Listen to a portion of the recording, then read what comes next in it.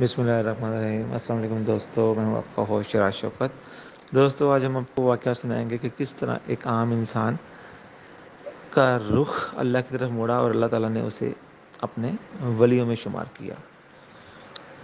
حضرت ابو علی شفیق رحمۃ اللہ علیہ بلخ شہر میں رہتے تھے۔ ایک سال وہاں بہت سخت قحط پڑا۔ اس قدر سخت قحط تھا کہ ایک آدمی دوسرے آدمی کو کھانے لگا۔ تمام مسلمان غمناک تھے کہ آپ رحمۃ اللہ علیہ نے بازار میں ایک غلام کو دیکھا جو بے فکری سے ہنسی مذاق کر رہا تھا۔ لوگوں نے اسے کہا کہ تجھے شرم آنی چاہیے، اتنے برے حالات میں ہنسی مذاق کر رہا ہے۔ غلام کہنے لگا، مجھے اصل میں کسی بات کا غم نہیں، کیونکہ میں جس کا غلام ہوں وہ جاگیردار ہے اور گاؤں کی پیداوار کافی ہے۔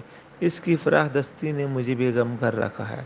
حضرت ابو علی شفیق رحمۃ اللہ علیہ نے غلام کا یہ جواب سنتے ہی عبرت حاصل کی اور دل میں کہا کہ اس غلام کو ایک جاگیردار کے امیر ہونے کی وجہ سے بے فکری حاصل ہوئی ہے، اور میں جس کا بندہ ہوں وہ تمام جہانوں کا مالک ہے اور سارے جہاں کو پالنے والا ہے اور بلا معاوضہ روزی پہنچانے والا ہے، تو میں کیوں دکھ درد کا شکار بنوں؟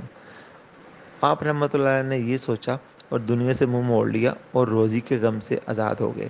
آپ رحمۃ اللہ علیہ فرمایا کرتے تھے کہ میں ایک غلام کا شاگرد ہوں، مجھے جو کچھ ملا اسی کی بدولت ملا۔ دوستو اس واقعے سے یہ سبق ملتا ہے کہ کسی بھی حالت میں برے سے برے حالات بھی کیوں نہ ہو، اللہ تعالیٰ کی ذات پہ توقع رکھنا چاہیے۔ جزاک اللہ۔